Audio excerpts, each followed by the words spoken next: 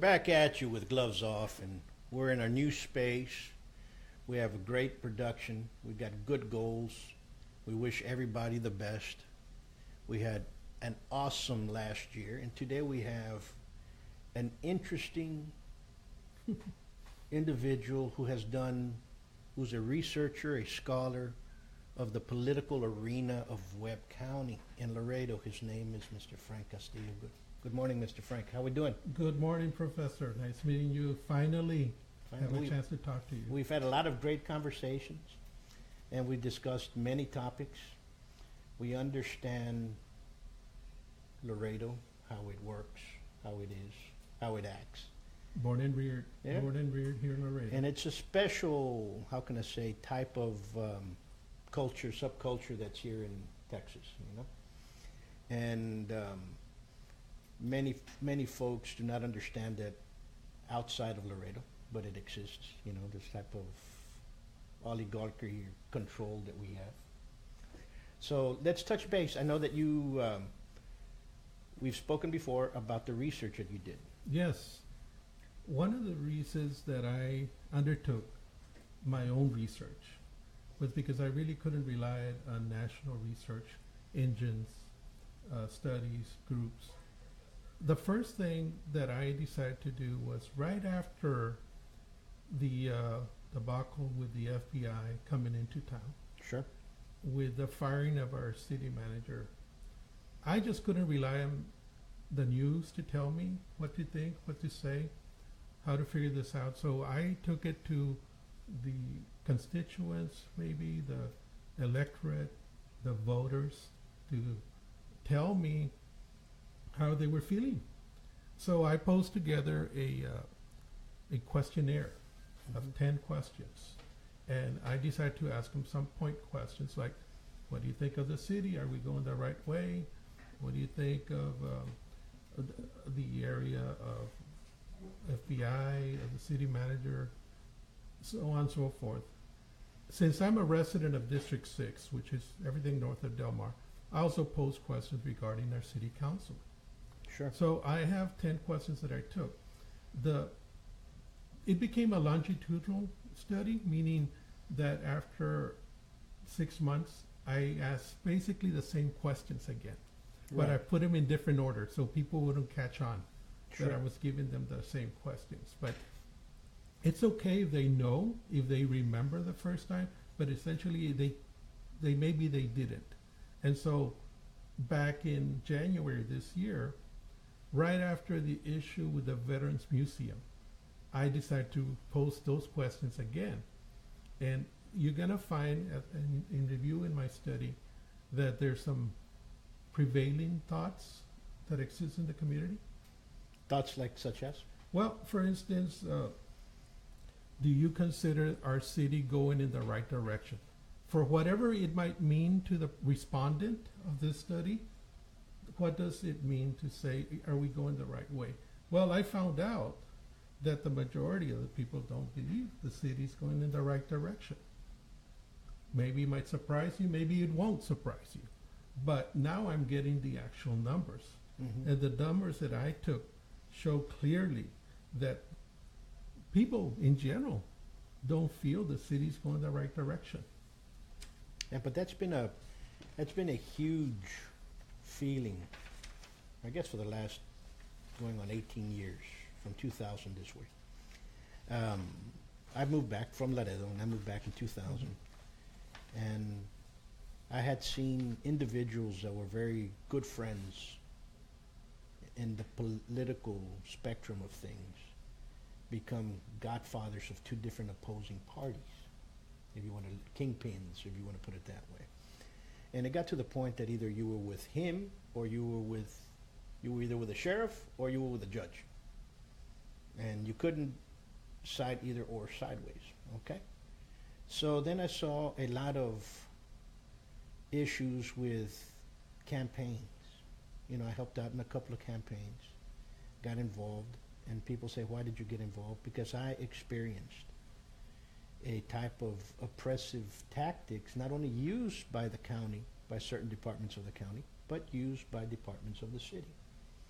And people say it doesn't happen Oh, it does happen. Okay, we opposed an issue with a boxing club, and all of a sudden, guess what? You were found in the middle of a lawsuit. Why? For protecting youth. Then all of a sudden, you have police officers outside your school. One parked in here, the other one parked across the street. And guess what? When your students left, this one gave them a ticket, and this one gave them a ticket. And it went on. And I said to myself, is it just happening to me, or does it happen to others? I've seen it towards small businesses.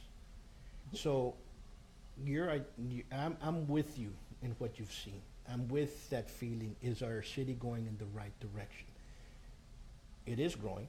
It is prospering in certain entities of businesses. But are we really going out of the dark ages into modern times, or are we still sticking on to this type of nonsense? One of the premises of any poll, right, or any survey that you do is, if you understand the past, can you predict the future?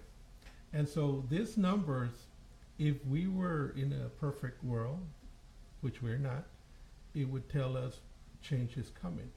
When over close to 70%, 7 out of 10 people who responded to this survey are saying clearly we're not going the right way. And so you would think those numbers would basically translate to saying, we need to do something better, or right, we need to effect a change. Right. What it also tells me is I'm kind of happy that people seeing the same things perhaps that I look at on a personal level, and I'll agree with you there. You're probably seeing the same things, but without the numbers. But I'm presenting you some numbers that telling you you're on the right track. People want change. Yes. People want shows like your program, for instance, that will evoke a change, will bring more people to understanding the political world, the governmental role, and things like you suggest. It's very possible that, of course, government is not free from political interference. If we know that already, even looking at the national level, government plays a role. Of course it does. And so what the number's suggesting to me is that, hey, there's a lot of people who think like me.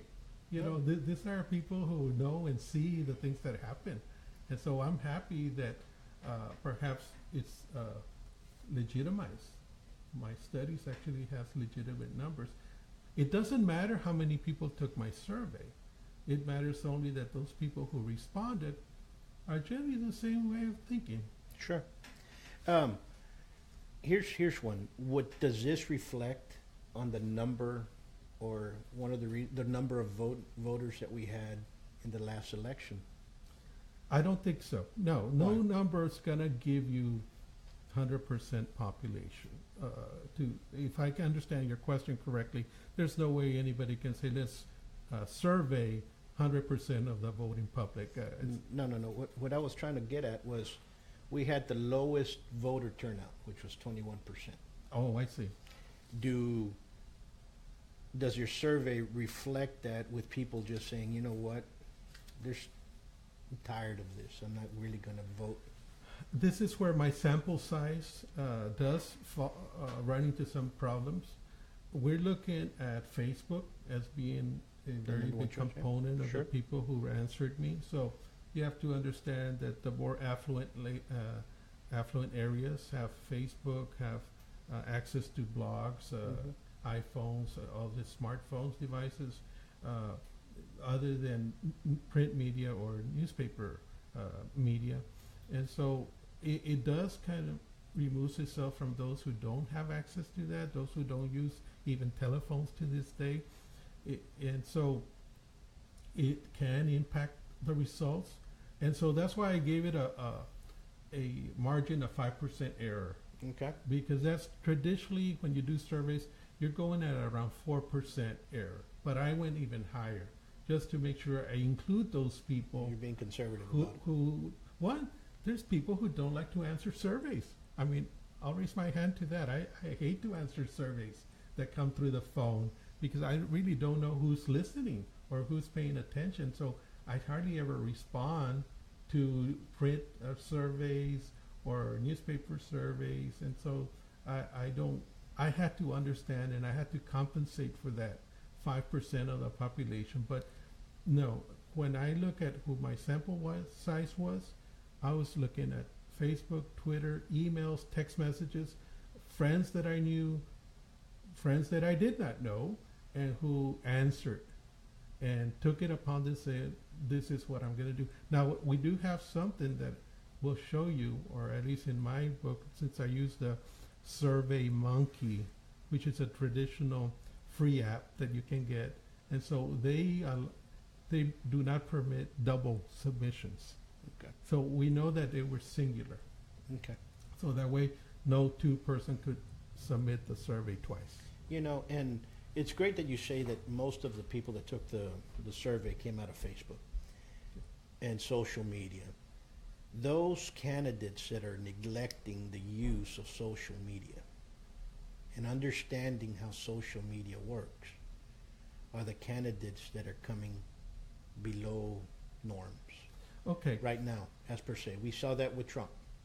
He won and he won and he won because of social media, how he used it. He mastered that, plain and simple. Credit to credit's due. But you see some other candidates trying to jump on the bandwagon, but they're not playing the instruments of social media, and they do a flop. And it's funny because I did polls, and you saw the polls of the last election of several of the candidates, because Facebook only allows you to put two questions. And every single one that came through there, the person that was winning on the poll was the person that won. And they were off by just 1, 2, 3 numbers. Yes. Some of the higher percentages were on point. Okay. You know, but the closer ones were off by a couple of numbers, but the people were responding. And that's something to look at, because people in Facebook and people, it's not like the newspaper. People on Facebook are going to tell you exactly what they're thinking. You know, if they don't like you, they're going to tell you straightforward to go fly a kite. One of the things that I remember studying, remember I did get my master's in public administration in 2013. So during that time period, President Obama was president, and much credit was being given to him for actually bringing in social media to the forefront, where it helped with expenses and to reach people one-to-one, face-to-face, like we're doing right now. And so with one app, you can reach thousands of people. What I realized that happened with President Obama, and yes, Donald Trump, President Trump also utilized it. But I'm going to have to speak a little bit more because of my academic background. One of the things that I have found is when you win elections, it's not necessarily the media, Professor, it is the organization. Sure. When you have a well-rounded organization, and that is what you and I were commenting earlier before we started your program, was that how government can be utilized. Sure. And you can influence, especially at the local level, you use government to motivate people one way or another, whether it's a business owner, whether it's a government employee. And so the organization, if President Obama didn't have an organization, he could not have won. If President Trump didn't have the organization, he would not have won. He just did it. And the next president, whoever that might be, is going to have organization. That's correct. You're absolutely correct. And you see that in Laredo. You have these organized political allies, okay? Okay. If you want to put it that way. And here you have a different set of rules. You have here something called a cañonero, somebody that you pay to go out there and drag people to vote. Now, there's a lot of issues with that. You know, some guys charge you here in the grapevine from anywhere from a couple of $100 to thousands, you know, but it's all grapevine. You hear a lot of this. There's fraud, there's this, and I know this person that did fraud. Listen, and I tell this to people again over and over and over. If you have notice or you know of fraud in the elections, call the Secretary of State. Do not call any other public official. Call the Secretary of State. Do not call your congressman, your senator, or your state representatives. Go directly to the source, because those are the people that handle that. There are those that represent us are busy representing us. So let's just go forward. You're so correct. When you see things that happen that you find they're questionable, certainly have to report it. I want to say that even our own district attorney, can do some things, provided he doesn't have any kind of friends, like we've talked about with a particular candidate, and so you have to always be cautious of that. Or at least the person making the complaint has to be aware that it is your submission should be considered at all times. I want to jump in here real quick. If anybody wishes to call in and there's a number that's going to be on the line up here. Call in and do a question. We'll respond the best way. We won't make anything up. We might laugh with you. But I guarantee you that if you come in here to insult anybody, we'll click you off in a heartbeat. Like they say in Talking Dead, we'll turn that shit down. Okay? But anyway, let's continue with what we're talking about. Do people have a sense that Laredo and Webb County, because you did Laredo more than Webb County, Yes. the Laredo politics is kind of on the shady side? Is that their feeling? Yes. Really? I found close to 70%, and if I go to my list that I'm looking at right now, I asked simply a question that I asked the following. Of the following, what do you consider the biggest problems facing our city? At the original survey back in June of 2017, almost 70%, 7 out of 10 people said corruption was the main problem facing our city. Our number one problem was corruption. And that was right after the FBI, remember? Yeah. So it was fresh in people's minds. Their ideas were there. They knew what they were saying. The electorate is never dumb. As much as sometimes we want to minimize them, they read, they listen, they talk, they share information. Might not know all the details, but they're not dumb. They're smart. They can figure things out. You and I can figure things out, and perhaps our education helps us, but at the same rate, most people will agree that the corruption was the number one factor. In January of this year, it just decreased a little bit to 62%, which Not means much. 6 out of 10. But it's the highest rated. It's the highest rated problem in the city. Corruption. Who's talking about it? How many candidates are talking about it? Every candidate that you see, and mind you, and it's hard to fathom because Laredo, Webb County is a Democrat stronghold. 97% of the candidates, or 98% of the candidates, are Democrats. There's only one that says he's a Republican. So, or Green Party, now Republican, or it's kind of that issue. That's not. So when you have that, and you've had that oligarchy going on for the last 30 years, it kind of switches things around, okay? And I'm not dogging Democrats or whatnot, okay? I'm just putting it this way. They're the same ones that are saying that the other candidate is corrupt and vice versa. So there has to be something wrong. It's either the ideas of the party, the way the party's going, the way it's moving, the leaders are doing something wrong. And it's not only here, it's throughout. It kind of resonates. And you start saying to yourself, wait a minute, do we need other groups in here, like the Green Party come in? Do you need more Republicans? Now, after 18 years, you have 2 Republicans running. The last Republican in actuality was Jean Belmonte, and before that was Joe Guerra. But the rest have not. Understand what I'm saying? Sure. So you need a balance. You might not like the Republicans, but there has to be a balance. I like that word, Professor. I like that word. You have to have a balance. And right now, there's no balance. It's tipped. It is as far as a partisan politics. is concerned, definitely the overwhelming of people are Democrats. But you have to consider what they're being given, and it's based on perception. People can be misled too, and they are given a perception of who is the best candidate, and so people will naturally, without knowing the individual personally, they'll make decisions based on perception. And so if you do paint a pretty picture of a candidate, most Sure. likely they'll go that way. That's Sure. not exactly the things I'm looking at when I'm reviewing my numbers, because I'm doing a trend analysis showing if I can see what happened in the past, can I get a reasonable idea what's going to happen in the future? There is change coming. There is Slowly. change, and there is change. You see a different voter. Okay, I've been looking at some of the replies, the responses to voters throughout the last 6 years. Okay, especially here in Laredo. Now you have a voter that's, wait a minute, you know what? I'm working.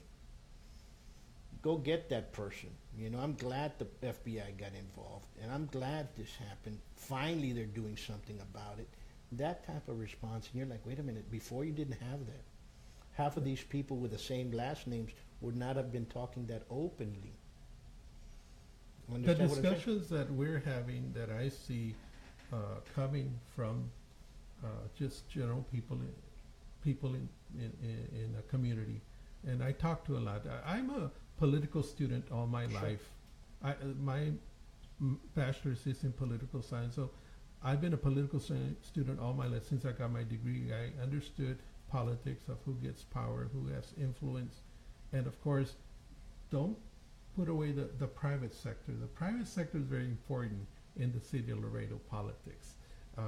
We give millions of dollars from the public coffers to go to private. We have people building the swimming pools. We have people doing this The buildings. construction. The Sure. private sector has an influence over government as well, and our elected officials.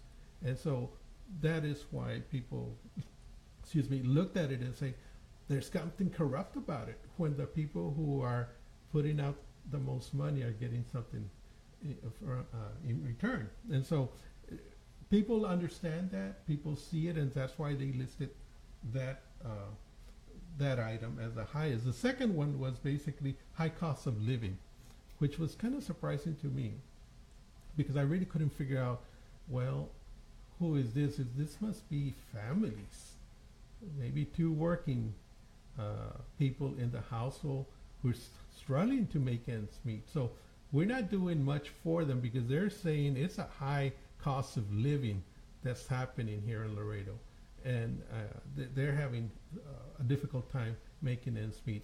And real quickly, the third one was something that I think we shared also earlier, was nothing to do in Laredo. We still have that idea. What do we do in Laredo except barbecue, grill, go to the movies? But is there anything that's a social outlet for people? Our parks could be one. No, of course. You know, we have a great, and people do not understand how long it takes to develop something. Let's take the North Central Park, okay? It's what it's called, North Central Yes. Park. Or Central Park. That was, the seed of that was planted by two people, Councilman Jean Belmares and Commissioner Felix Velasquez. Granted, they planted that seed. It came of age with Councilman Charlie San Miguel, and they continued to moving it forward. But some of those seeds were planted long ago. Okay, it takes a while for things to turn around. Just like that park, that wet park that's in the south side, the Lazy River, what they're calling, talking about. Those seeds were planted way back when with Agregano, and then it went with Rangel, and now you have Vidalis, is his name, Councilman, coming up, and now he's getting all this. It happens that You know, way. and you're like, wait a minute, you know, he's not the one that started this. He's finishing this thing that was allocated, and it was our, you know, so people are, here in Laredo, are they hold grudges.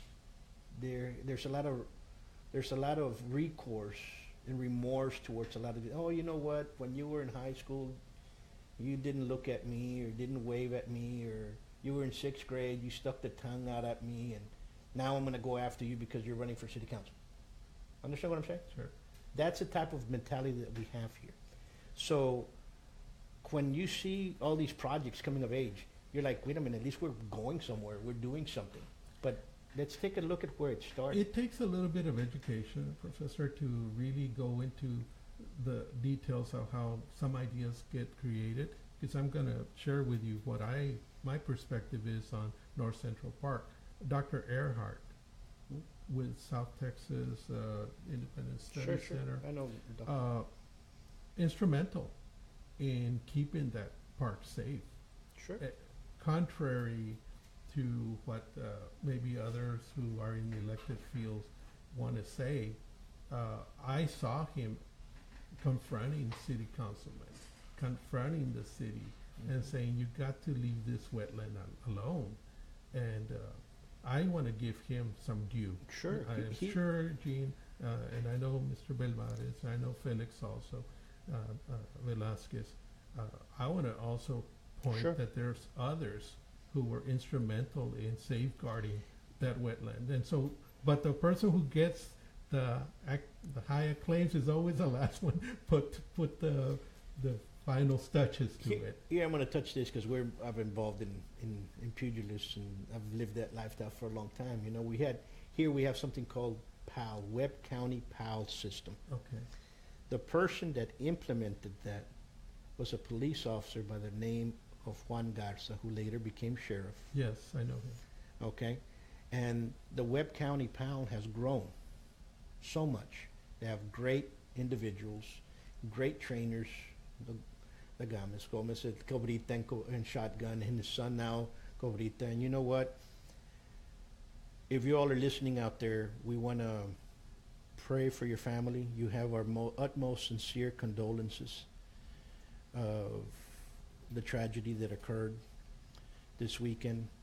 And if you need anything, please call. And I know your son is fighting this weekend against Mayorga. May God give him and grant them a great fight. And again, you have our utmost sincere condolences. My condolences as well to the family of the passing of this child. And Codita, I don't know you, but I wish you the best and good luck, especially this weekend. And prayers to go to the family. Now, let's continue with the survey. Have any of the public officials contacted you? I have not reached out to them to let them know about my findings. They are welcome anytime to chat with me regarding it. Of course, my standing, or the standing of the survey, is already completed. It's subject to further interpretation. Sure. Nothing's perfect. Again, I tell you, these are generalizations that I'm making. These are statements of generalizations I'm making based on my experience in doing surveys. And again, it should not surprise some people. Maybe it will surprise others. No, you're absolutely correct. I'm more wondering if, like Mr. Randy Blair or Mr. Albert Torres, the chairs of the different parties, have to see this, you know, because there is a type of, how can I say, voter out there that we're losing it. You know, 21%, it's nothing. Okay. Okay? You know, understand what I'm saying? You see a lot of voters out there that you ask them, are you going to go vote? And they tell you, no, it's the same people, it's corrupt. Boom. It's the end of the story. It's the same people, it's corrupt. And you're like, okay. You know, I have my own personal view on that matter. I did not look at, just on the first survey, I did ask if they were registered to vote, and 94% of the people who responded to me said they were. And so that's a very high number, and I know that's not at all what is prevailing in in Laredo or Webb County based on state figures. So we did have a very low turnout in November of, when was this, the most recent election for the county offices? What's in March? In March, sorry.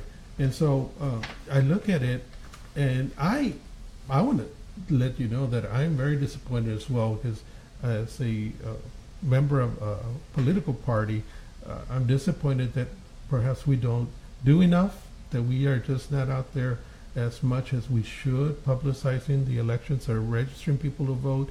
I don't think the effort, I know there's very much interest in some of the membership who want to register more people. In fact, I'm looking forward to getting myself becoming a voter registrar soon. And so I'll be able to take those forms and submit them. But I guess if you want to look at it, who is to blame for the low turnout? If there's such a thing as, can we blame somebody? Or is it voter apathy? Or is it people just not interested? And based on what I'm looking at, the people that I questioned was, again, maybe they have reason why they don't want to vote. where they have a reason, why am I going to do it if it's corrupt? You know, if they're saying corrupt, and you're hearing people out there saying, I'm not voting because it's the same people, it's corrupt, it's always the same thing over and over and over and over, so that resonates, okay? That's there, it's going over, it's echoing back and forth.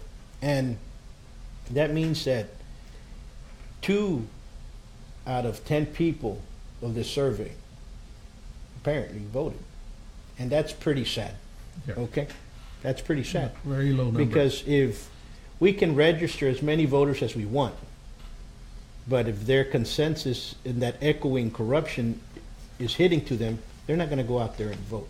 I guess the question also that I would have is, in my survey, the numbers came out that the first survey said 76% were definitely going to vote, were certain to vote. That's 3 out of 4, or 8 out of 10 if you want to see it, or 7 out of 10.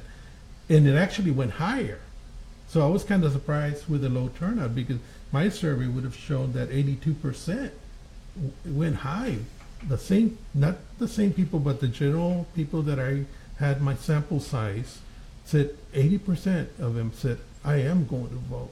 And so when we do have a March election with a low voter turnout, that was not expected. I didn't expect that. I thought voter turnout would have been high. And besides, we have very interested contested races, and so I thought the interest was going to be there, but something happened. The voters decided not to come out. And who did we blame? Yep. Let me share with you a couple of other things that I thought was very interesting, and perhaps this goes along with the point of corruption. I found that when I posed a question, would you support stricter controls on the use of money in campaigns and lobbying?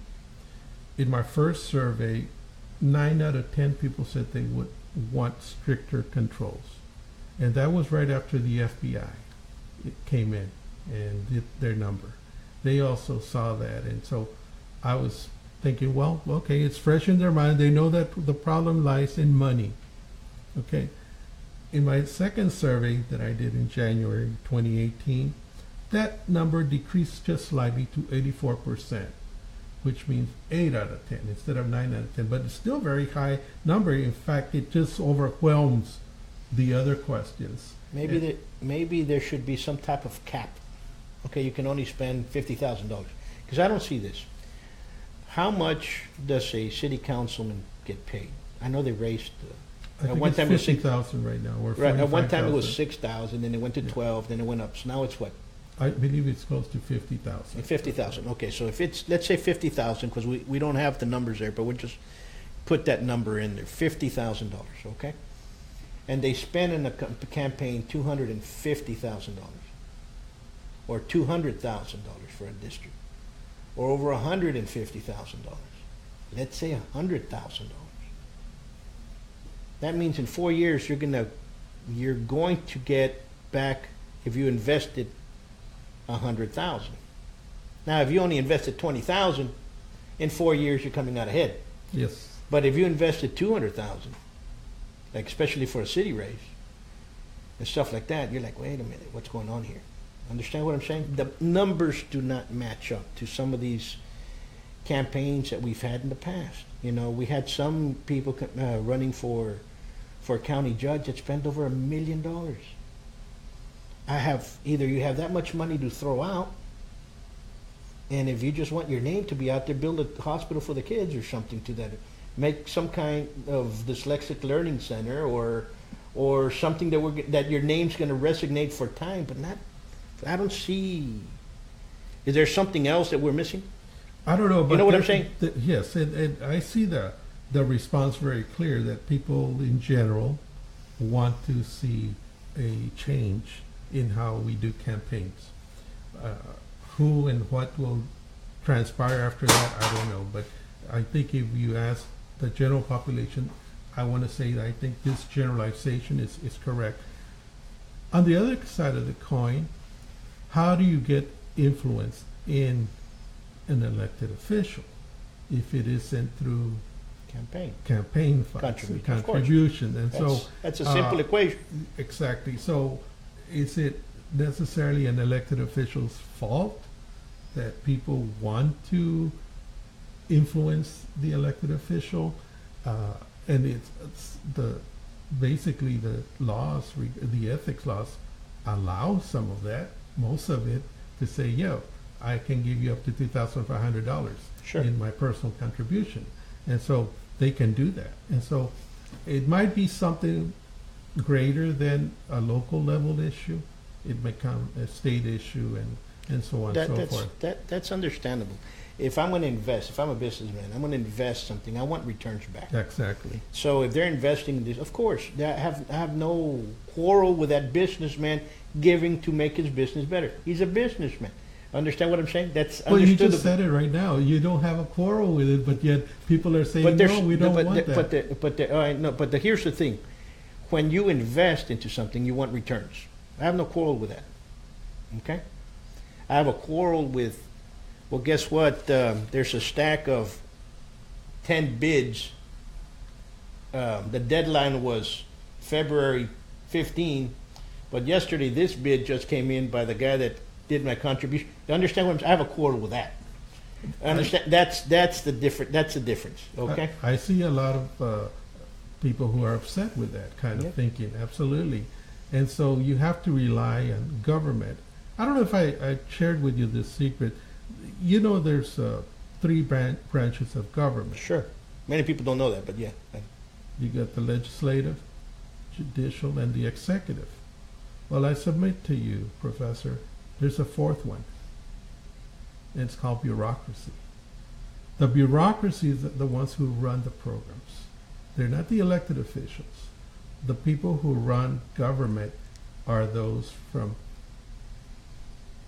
department heads, supervisors, front desk people. Those run the government. And so if we teach them what is ethical and what is not, and what can come in as a bid, it would stop some of that. We have to teach them. You are 100% correct. Okay? We here in Laredo, we have directors of department or department heads that have been there for 15, 20, 25 years.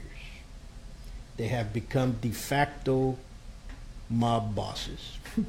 Okay? Why? Because you need your house to get remodeled. Well, you know what? This contractor here is not of my liking. But you know what? You have to go with him. Understand what I'm saying? You want to get a new house development down this street. You want a new street. You want this going to, you know what? You need your boundaries extended a little bit further. Let me look the other way.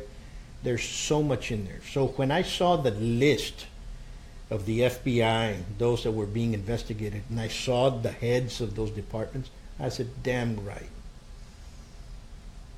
And nothing has been done. And you see those little de facto mob bosses run around, intimidate many, without the heads going, understanding. You know, the councilman, the mayor, they have no clue, and if they do, they turn around.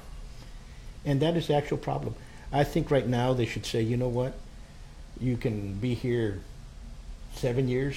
You know what, now you're going to go work at this other department, and move them around, or bring them down, or remove them, because that is the problem here in Laredo. Well, in defense of the elected officials, whether it be the national level, state, county, or city levels, because we also have other forms of government in the city. Sure. We have the school districts, we got Sure. water districts, we have other districts, those, the LCCs, they, Sure. Laredo Community College, they have their own government. Sure. And so they run and operate under the same Texas laws. But in defense of elected officials, it's impossible for that elected officials to know everything that's going on in every component of the city. Sure. And I'm not sure if we want them to get their hands in everything they do. That's why I'm proposing that we do make sure that the people who run and operate the programs have to be highly qualified. They have to be highly qualified. That should be beyond being influenced. And so they have to stand their ground, and we need more people like that in government. And so I would submit to you that elected officials, I think, do as best they can. And yes, when they become the problem, yes, they should be thrown out and they should be investigated. But the problem is, excuse me for interrupting, is many of them understand the problem and they still do not get rid of them. You understand? And this goes on over and over and over. There should be some kind of, I don't know. To me, I think the police chief should be an elected official. The city secretary should be an elected official. The city attorney should be an elected official. Then that takes away from this kind of control that's going on there. Okay? Very Because interesting, yes. you understand what I'm saying? Yes. Because the city secretary used to be elected before. I Mhm. think Gustavo Guevara was the first one that was not elected. Appointed. That was appointed.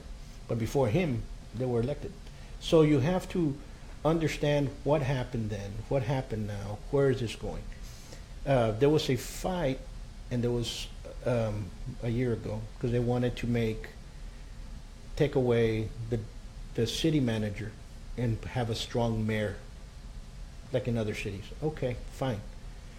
But there was a reason why that was taken away, because there was a time here in Laredo that the mayor controlled for a very long period of time. Mhm. Okay. Now, we have a great mayor that we have now. I think he's doing an excellent job. He's a happy, go lucky man. Well, I have figures for that too. And now here, let me say this. But guess what happens if we get a mayor that is malicious in nature after he leaves and has that power? Things go sour. Understand what I'm saying? So we have to have that balance. And right now we don't. And right now we do not have balance. Well, the numbers suggest, and the figures that I'm presenting to you suggest that there is some issues going on with the voters who have different tendencies. Again, I'm hoping that those people who did take my survey, I can, if I were to characterize them, obviously they're literate, they read perhaps, they Sure. study, perhaps not your average voter, because I think that a lot of voters don't necessarily go out of their way to complete a survey. Quite honestly, they don't. But so I think I was able to get a very high percentage of people saying, yes, I will vote, you know, whether they're not there, they do. I think the propensity will be that, yes, they will. Close to 90% said I will vote. And so I am talking to voters. Mm-hmm. I was going to mention just what they thought about the following question, which is, do you strongly approve, disapprove, or strongly disapprove of the way our mayor is handling his job? And this first survey, 38% said they approved it. That was right after the FBI came in. And so that was remarkable, in my opinion, that he had a high number. But 38? It's a high 38%, number? well, higher than any of the rest. There was a total of 18% said I disapprove, and 16% they strongly disapprove, which equals to 34. So the majority went with him, saying, Okay. yes, I like what he's doing. Then in January, after again, I'm bracing myself. This is not actually the issue. I'm bracing myself in so the listeners can understand the timetable, which is right after the decision on North Central Park and the Veterans Museum. And I took this survey on January 1st, 2018 through January 31st. It went down. His approval rate went to 34%, 4% point less. And his disapproval rating actually shot up to 26. So I'm not sure if the voters gonna blame him for some of these issues that happened in our Central Park. Quite frankly, I'm a little bit like you know, personally, that I don't want to tell you all my personal views on the matter, but it was surprising that it went down. He's been extremely eloquent. He had his State of the City address also, so I'm not sure what to really describe that number of, but he still enjoys a more approval rating than most of the others. Let me tell you something about the mayor. The mayor ran against two people that were political candidates. He was not a political candidate per se. Yes, he was on some of the trustees' boards and stuff like that. Okay. But he was really not in any political machine or belonged to any political family. And he ran against them and he beat them hands down. Okay, no runoff, just absolutely wiped them off. So he's a mayor that's very, very popular. So I don't know what's happened with his popularity. You see, there's a lot of things that occur in the city council that the mayor's job at this point in time is a tiebreaker.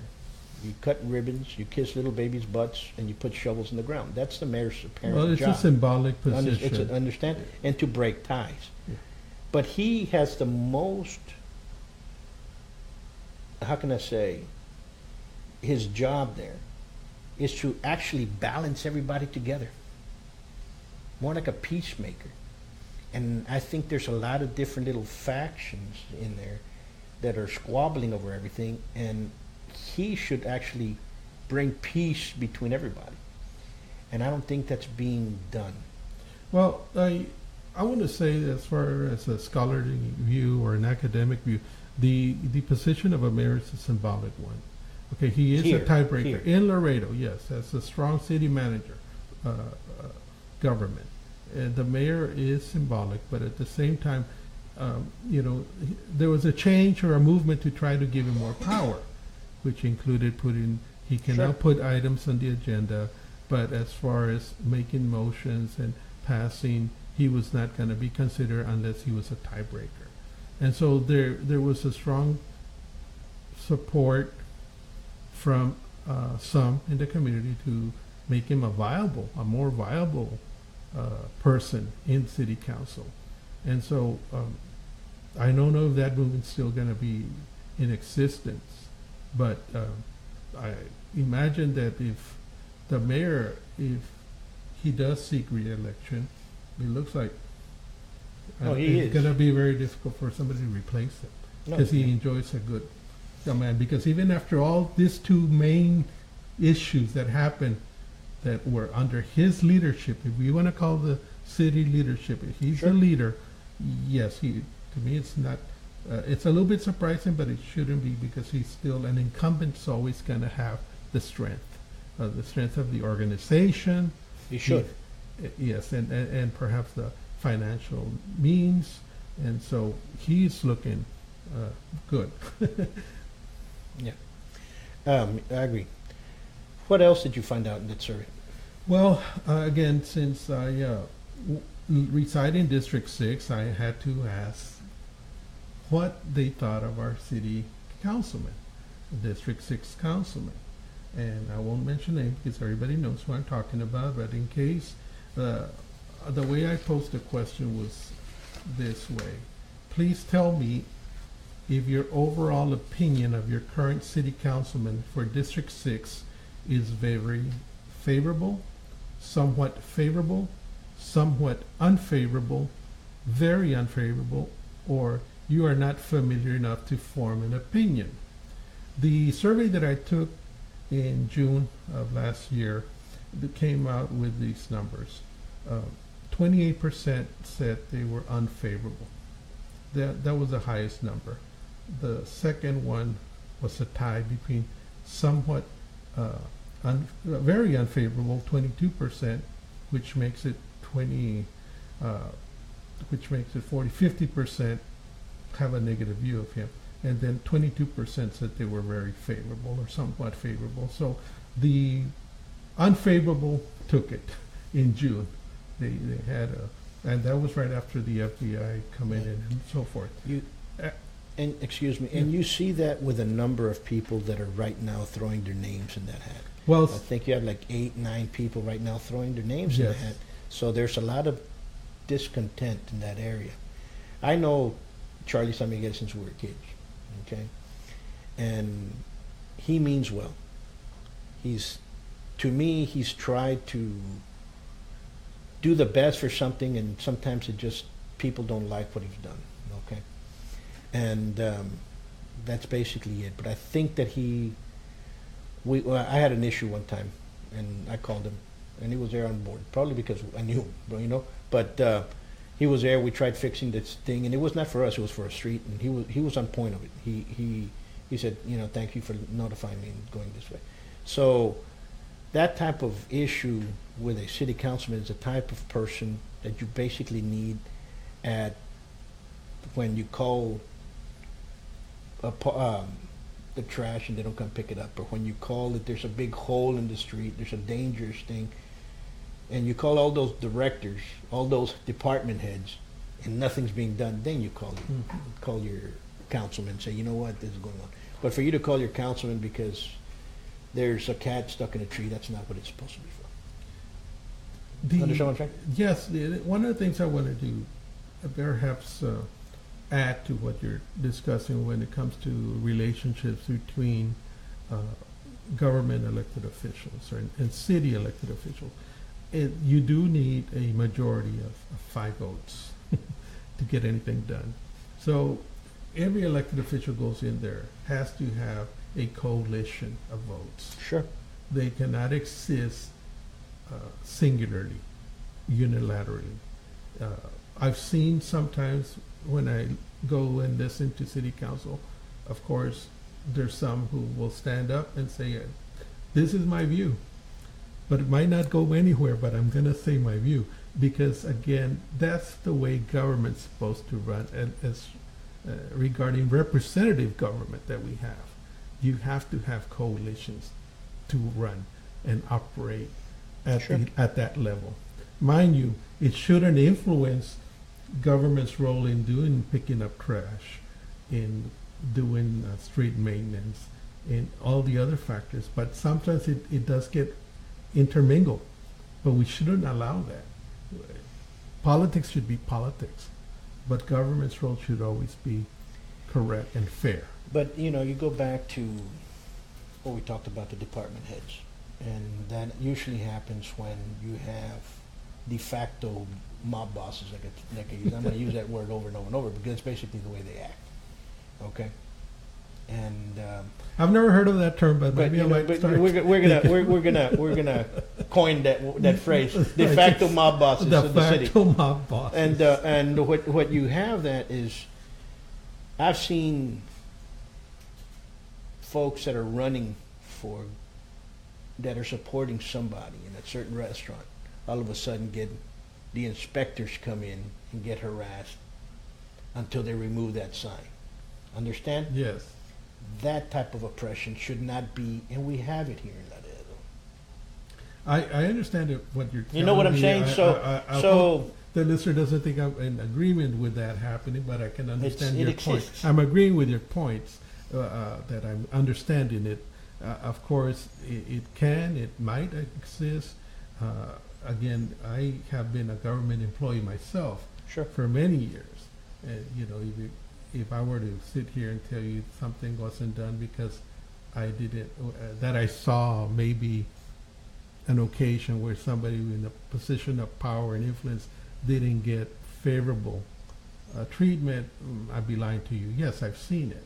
I've seen it at the state level. I've seen it in all levels of government. And why we allow it and we don't complain, I don't know. But you raised a good point earlier. Is if you see that, you need to raise your voice. You need to stand for something. And that's like I like to say, you have to stand for something, even if you stand alone. But it has to be Exactly done. right. Yeah. And many forget that many are disliked and hated because they have stood up for something. Yep. And if you've never had an enemy, that means that you've never stood up for anything That's in your right. life. So that's basically the way I look at things. We're almost on our way out. Okay, we have time. It was a great discussion. Thank you. This I is, think I was thank- really enjoying it. Thank you for doing this because many folks don't do this.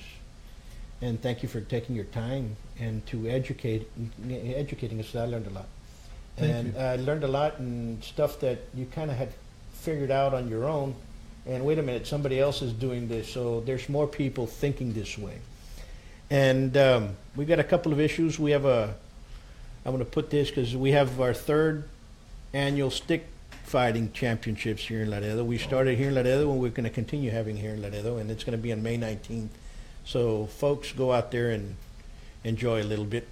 And another thing that I'm going to say is,